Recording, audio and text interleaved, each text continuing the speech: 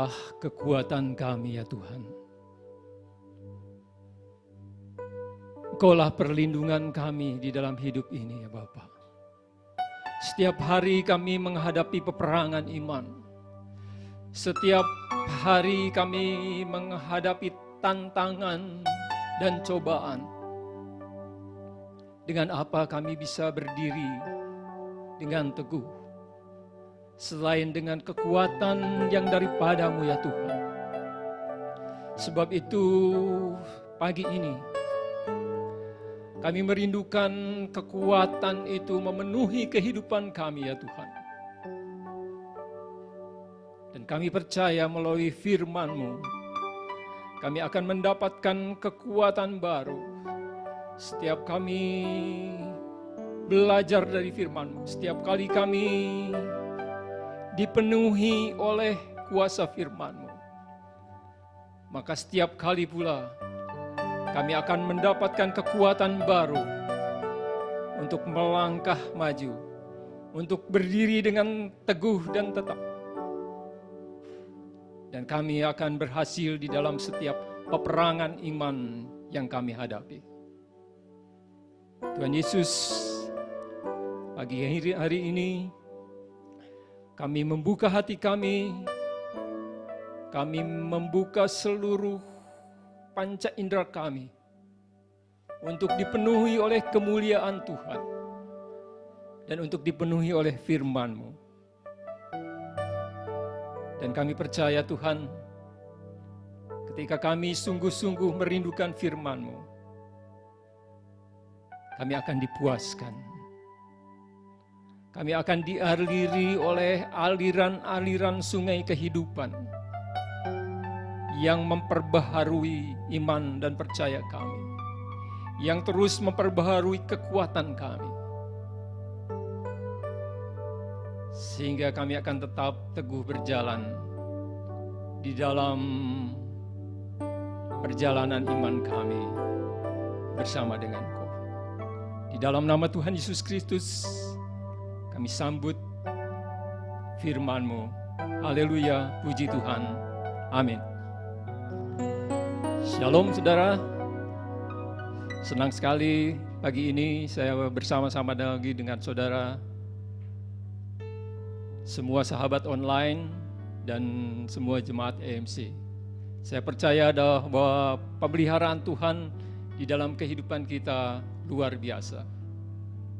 Kalau kita bisa berdiri, kita bisa ada hari ini, saya percaya itu semua adalah karena kasih Tuhan yang luar biasa di dalam kehidupan kita. Saudara, kita masih berada di dalam keadaan pandemi virus corona. Ya. Bahkan kita saat ini sedang memasuki satu tahap baru di dalam kehidupan sosial kita. Ya. Suatu tahap yang dinamakan new normal. Kita mencatat bahwa dan kita mengetahui bahwa sampai saat ini belum ditemukan vaksin yang bisa mengatasi virus ini. Tapi satu hal yang kita catat juga bahwa satu-satunya cara supaya kita tetap bisa beraktivitas, supaya kita bisa tetap melakukan kegiatan kita, supaya kita tidak terserang oleh virus itu, adalah menjaga kesehatan kita dan menjaga tubuh kita agar tetap kuat. Ya. Kalau kita ingat ke belakang, bulan April misalnya, semua orang mencari vitamin. Ya. Kita cari vitamin di apotek-apotek, vitamin C misalkan, itu sangat sulit ditemukan.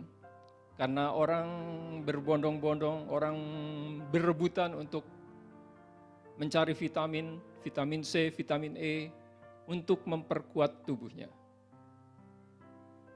Satu-satunya cara yang saat ini bisa kita lakukan adalah memperkuat tubuh kita supaya kita bisa tetap sehat dan bisa beraktivitas. Saudara, pagi ini ada yang lebih penting lagi dari itu.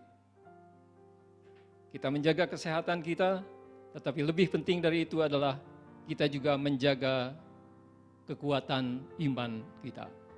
Saudara, mari kita bersama-sama membuka Alkitab kita. Kita membaca dari Efesus pasal yang ke-6 ayat 10 dan 11. Efesus 6 ayat 10 sampai dengan 11.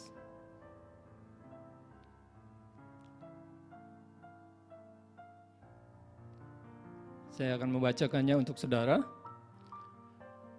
Akhirnya, hendaklah kamu kuat di dalam Tuhan, di dalam kekuatan kuasa-Nya. Kenakanlah seluruh perlengkapan senjata Allah, supaya kamu dapat bertahan melawan tipu muslihat iblis. Sekali lagi, ayat 10, akhirnya hendaklah kamu kuat di dalam Tuhan, di dalam kekuatan kuasa-Nya. Saudara, kalau kita membaca kitab Wahyu, di dalam Wahyu pasal 12 ayat yang ke-12 dikatakan bahwa waktunya semakin singkat.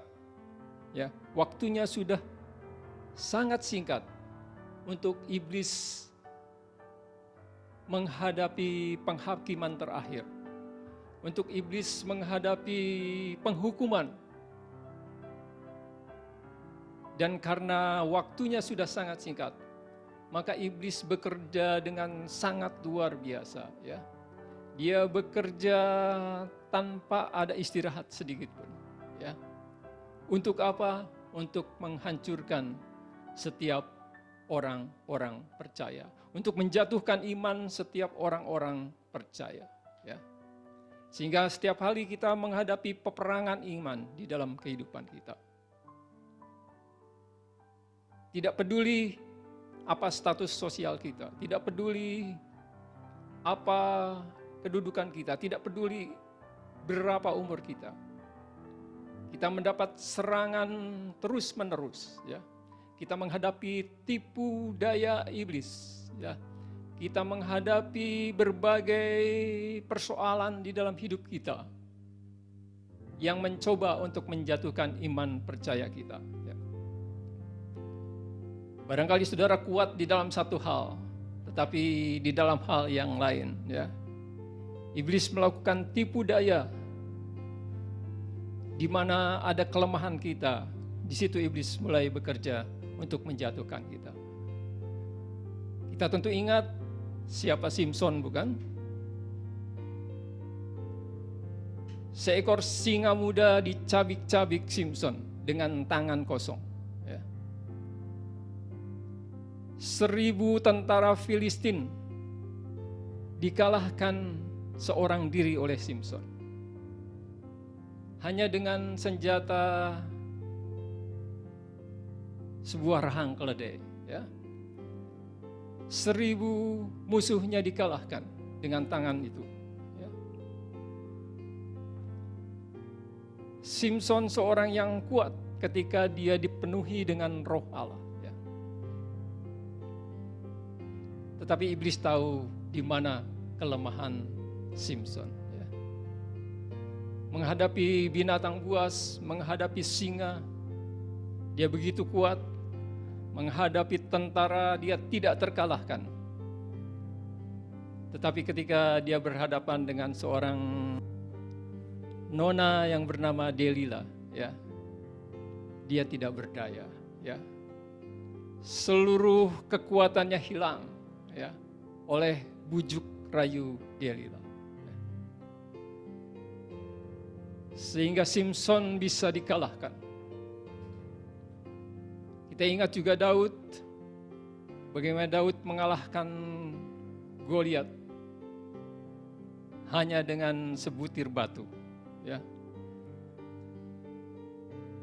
Orang-orang Israel mengatakan Saul mengalahkan beribu-ribu, tetapi Daud mengalahkan musuh berlaksa-laksa.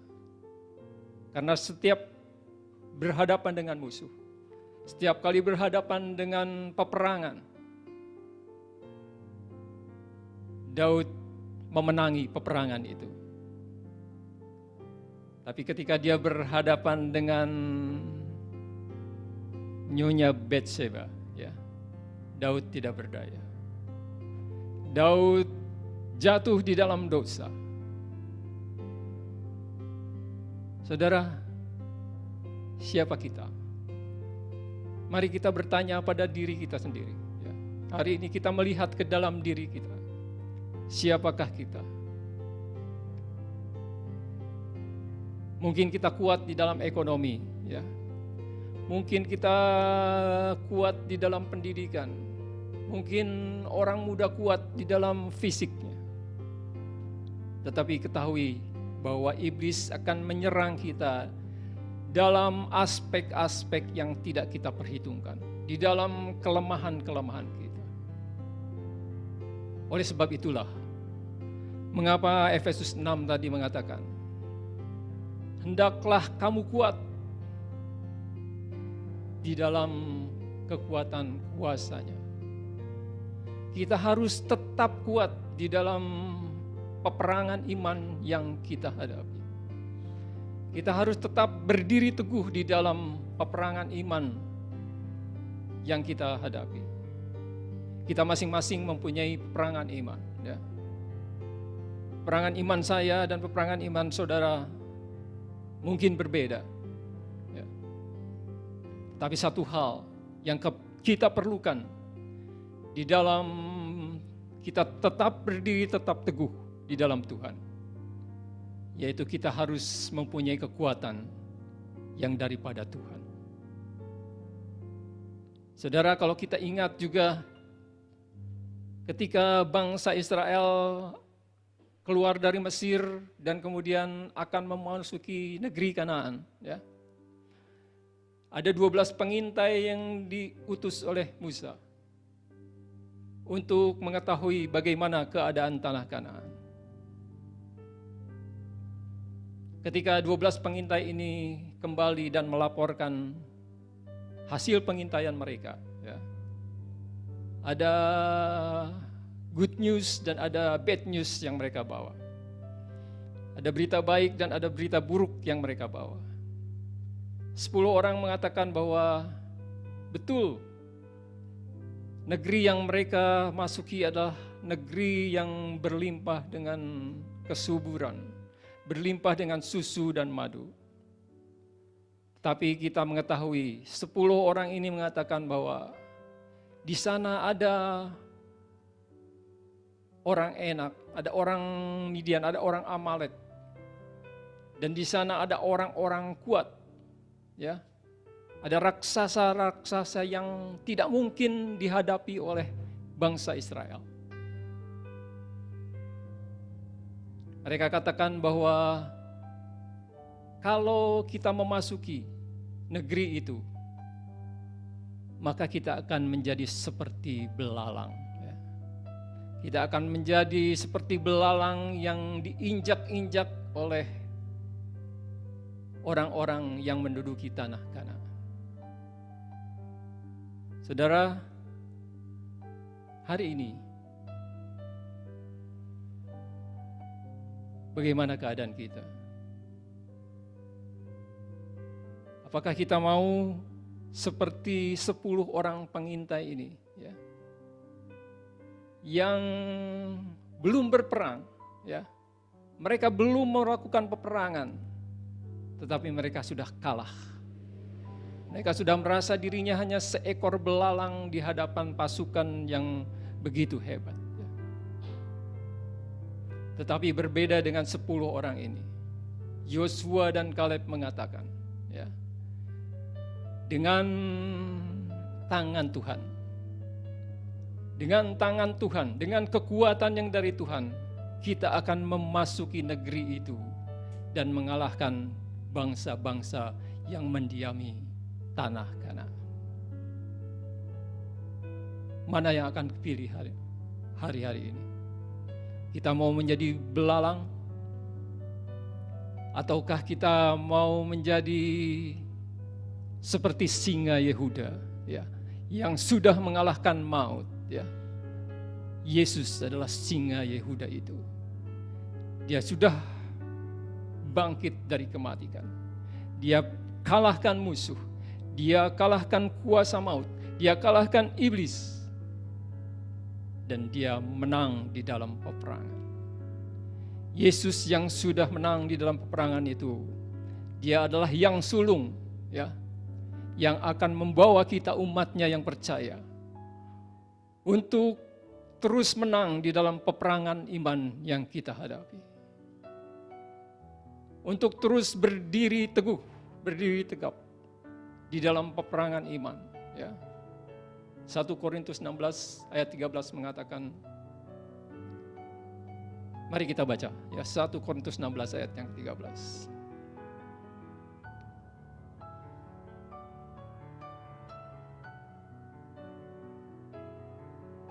Satu Korintus 16 ayat 13 mengatakan supaya kita terus berjaga-jaga, ya. Supaya kita terus berjaga-jaga. Mari kita baca bersama. Berjaga-jagalah, berdirilah dengan teguh dalam iman, bersikaplah sebagai laki-laki dan tetap kuat. Ya, bersikaplah sebagai laki-laki dan tetap kuat. Bukan berarti ibu-ibu harus bersikap seperti bapak-bapak atau perempuan bersikap sebagai laki-laki, bukan itu ya, tetapi kekuatan ya, kekuatan iman kita ya harus berdiri dengan teguh dalam iman ya, bersikap sebagai laki-laki dan tetap kuat.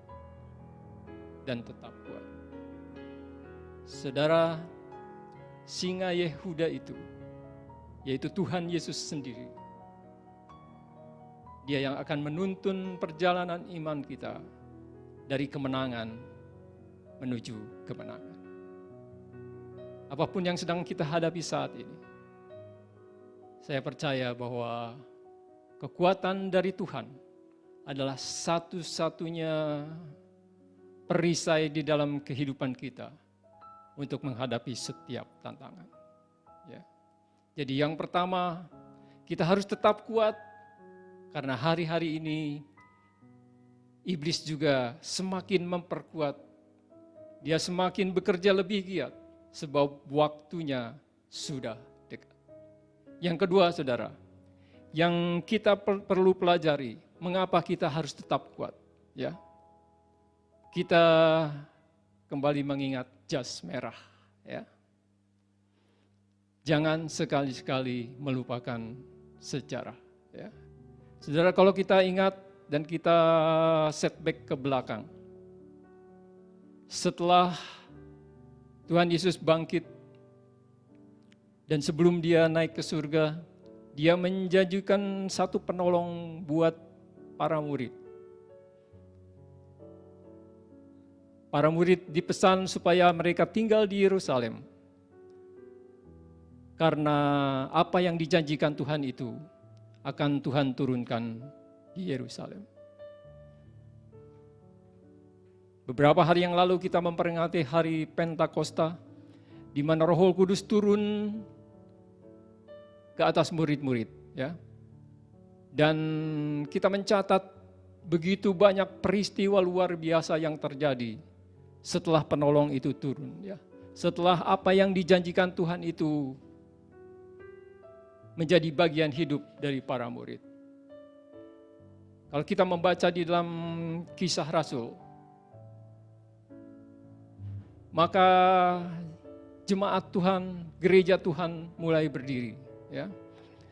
Dimulai di Yerusalem. Kemudian setelah terjadi penganiayaan di Yerusalem, gereja menyebar ke tanah Yudea. Kemudian Filipus pergi ke Samaria. Ya.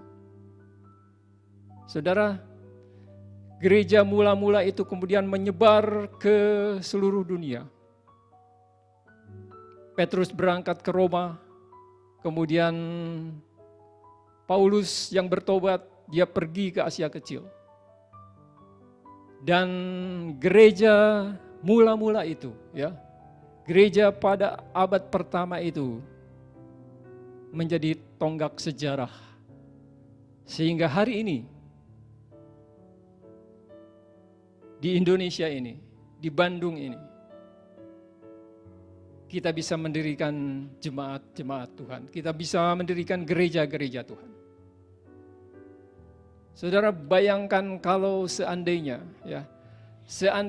gereja mula-mula itu tidak kuat. Bagaimana mungkin kita akan ada pada saat ini? Gereja mula-mula itu harus kuat, sebab gereja mula-mula itu menjadi fondasi dasar, di mana kemudian di atasnya dibangun gereja-gereja berikutnya. Dan setiap tahapan gereja itu akan mencatat sejarahnya sendiri-sendiri. Apa yang akan terjadi pada saat yang akan datang, yang akan terjadi di generasi berikutnya, apa yang akan terjadi pada gereja yang akan datang, itu juga sangat ditentukan oleh keberadaan gereja saat ini. Kalau gereja kita yang ada saat ini menjadi gereja-gereja yang seperti belalang, jangan berharap ada gereja-gereja yang kuat di masa yang akan datang. Sebab itu saudara, hari ini sejarah apa yang akan kita catat di dalam perjalanan hidup kita? Sejarah apa yang akan kita catat di dalam keluarga kita? Sejarah apa yang akan kita catat di dalam masyarakat kita, di dalam gereja kita? Apakah kita akan menjadi seperti belalang, seperti 10 orang pengintai? Ataukah kita akan menjadi seekor singa muda di hadapan Tuhan? Hendaklah kamu kuat di dalam kekuatan kuasanya. Kalau saudara adalah seorang suami, hendaklah kamu kuat. Be strong in the Lord. Karena sangat mungkin istri dan anak-anakmu memerlukan kekuatanmu. Kalau engkau seorang istri, be strong in the Lord. Hendaklah kamu kuat di dalam Tuhan. Sebab sangat mungkin suami dan anak-anakmu saat ini memerlukan kekuatan darimu. Ya.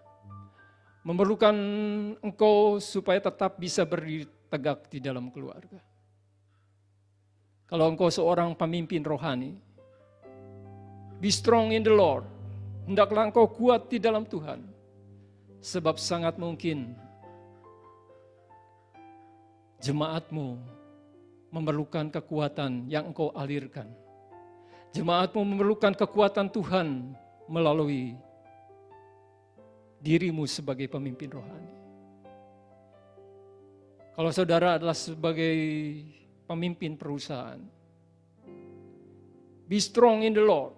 Hendaklah engkau tetap kuat di dalam Tuhan, karena sangat mungkin pegawai-pegawaimu saat ini menjadi tumpuan harapanmu untuk keberlangsungan perusahaanmu. Kalau saat ini engkau sebagai pemimpin di dalam perusahaan, hendaklah engkau tetap kuat, karena sangat mungkin bahwa saat ini anak-anak buahmu memerlukan engkau untuk membawa mereka keluar dari permasalahan yang sedang kita hadapi. Saudara, mari melalui firman Tuhan pagi ini kita mencatat sejarah untuk masa depan. Kita mencatat sejarah untuk hari-hari yang akan datang. Sebab waktunya sangat singkat. Sebab waktunya tidak lama lagi. di dalam peperangan hanya ada dua kemungkinan. Menang atau kalah. Ya. Tidak ada kemungkinan lain. Di dalam peperangan iman yang sedang kita hadapi saat ini, kemungkinannya ada dua, menang atau kalah. Saya percaya kita semua menginginkan kemenangan. Kita semua tidak ingin menjadi orang-orang yang kalah di dalam peperangan iman. Tetapi kita menginginkan memperoleh kemenangan. Ya.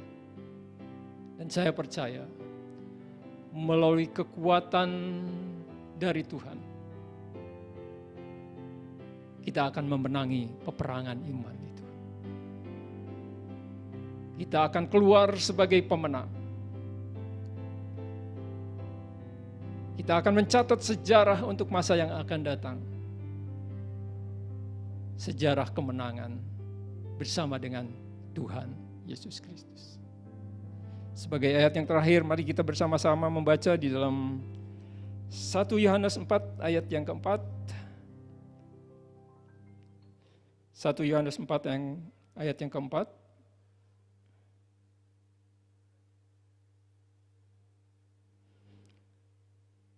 Kamu berasal dari Allah, anak-anakku, dan kamu telah mengalahkan nabi-nabi palsu itu. Sebab roh yang ada di dalam kamu lebih besar daripada roh yang ada di dalam dunia. Bagaimana kita bisa menang di dalam peperangan iman itu? Kita akan menjadi pemenang dan kita akan menjadi pencatat sejarah di dalam keluarga kita, di dalam gereja kita, di dalam masyarakat kita. Ketika kita mengizinkan Roh Allah terus bekerja di dalam kehidupan kita. Sebab roh itu, roh yang Tuhan janjikan itu, dia lebih besar dari roh yang ada di dalam dunia ini.